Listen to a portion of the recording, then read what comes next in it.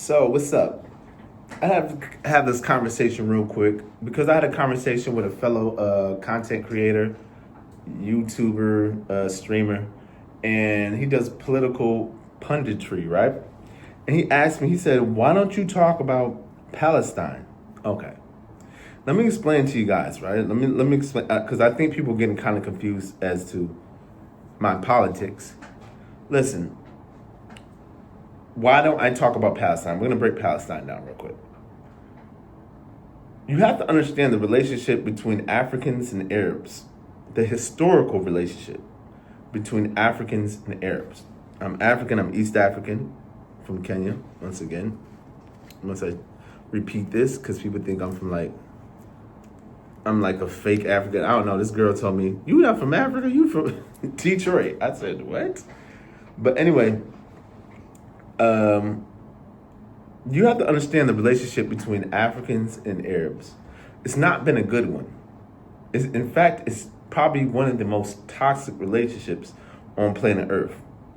Before the European began the slave trade in Africa, the Arabs were the first one.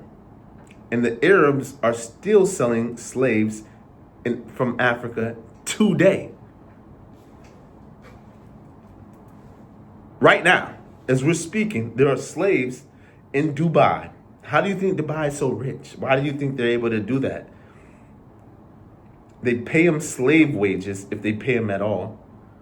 And in Libya, ever since Muammar Gaddafi was toppled in his whole regime, it's been nothing but a slave state. If you have people who are traveling trying to get to Europe, Africans leaving Nigeria, Chad, Burkina Faso, whatever, and they're trying to go through the Middle East to get to like France, they will get kidnapped. And they'll call these are Arabs, call their family and say, "Hey, we need 1,000,000 naira," or whatever their currency is, to get your child back.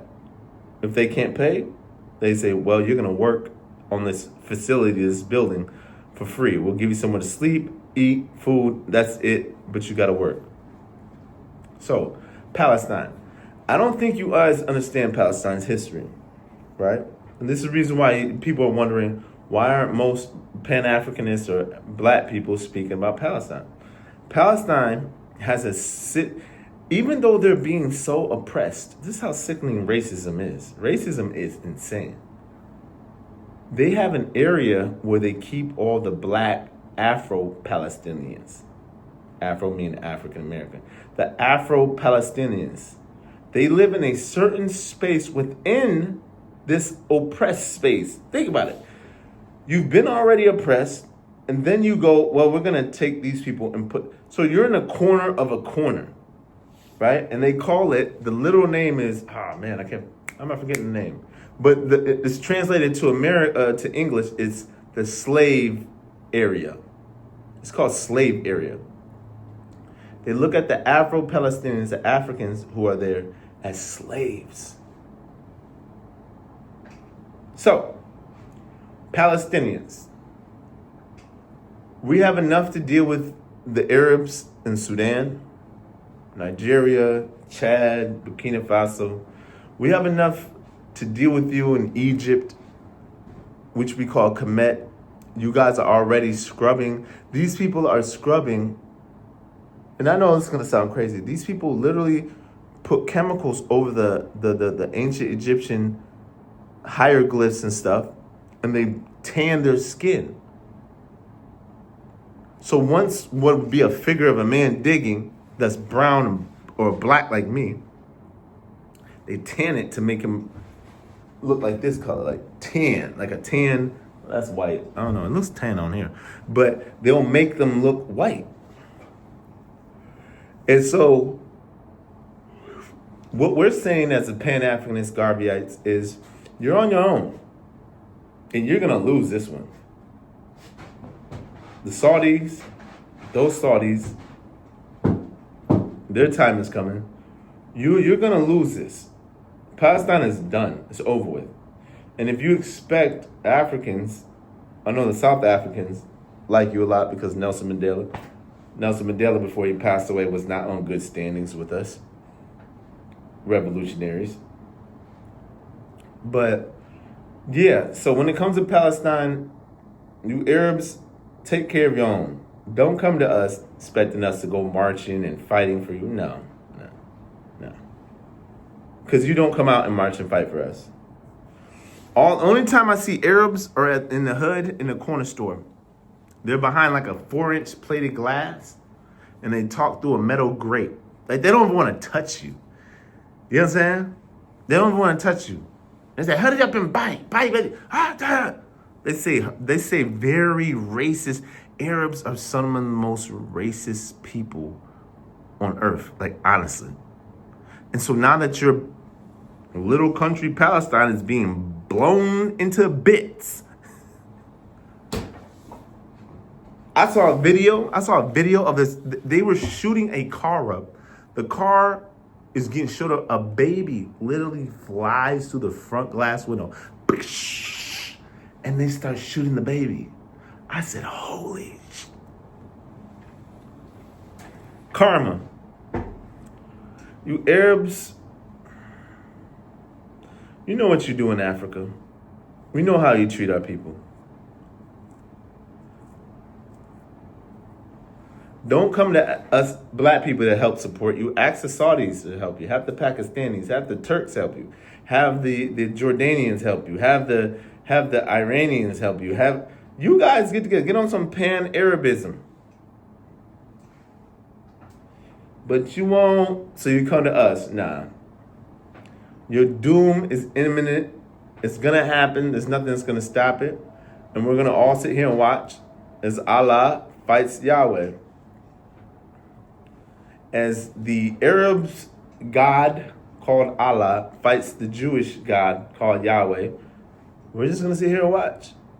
Because at the end of the day, those Arabs are Caucasians. You do know that, guys. Arabs are also Caucasian. They share the same forefather. That's the reason why you will see a video, you're like, that's a white girl. You see Arabs, fair skin, yellow, green, turquoise eyes, and she's crying. That's the ones they want to always put on the commercials. The crying little Arab white girl. Oh, please stop this murder. And they're saying Greta Thunberg. Greta Thunberg is a gangster, though. I shout out to Greta Thunberg. She's a gangster. Greta Thunberg goes straight to where the bullshit's at. Like, Greta will be like, where is it happening? I'm going. Like, that white girl do not play. But, yeah. Just, I would suggest just, you Arabs have a lot of work to do. Because you and, like I said, the Caucasian Arab and the Caucasian European, they're cousins, they're family. And then people say are Africans and European. That's still to be studied. I don't think Europeans and Africans have anything to do with each other. I really don't. I don't think people say they came from. No. There's no way. But anyway, I had to say that because I just had a conversation with a brother about why don't I talk about Arabs and. Do you know how Arabs treat black people? And all the black people who are watching this, they're gonna know what I'm saying. Arabs are not our friends. They do not like us. So what am I gonna do supporting them when they're going through? They don't support us. Black Lives Matter. I didn't see no Arabs out there. Police brutality. I don't see Arabs out there. Only time I see Arabs is behind like I said, a 4-inch bulletproof glass at a corner store selling us nothing but stale chips, beer. You ever seen walked out the Arab store? Beer, wine, cigarettes, lottery. You don't care about us. Outside of the pyramids, this is the last point I'm gonna make. People say the Arabs are the ones that built the pyramid. If you ever been to Egypt and you see the way that they treat the pyramids, you can tell they're not the ones who built them. They don't care about them. Like outside of mosque, you would never see them selling alcohol, cigarettes, marijuana, drugs. But outside the pyramids, they do. Huh? Why? Because they don't respect the pyramids, because it's not theirs. They know it. They know like, this ain't us. Whatever, we can hustle over here. But outside their little Arab Muslim mosque, no, it's clean, swept, nice, everything. But anyway, you know the slogan: chase knowledge, don't chase money. Peace, love, positivity.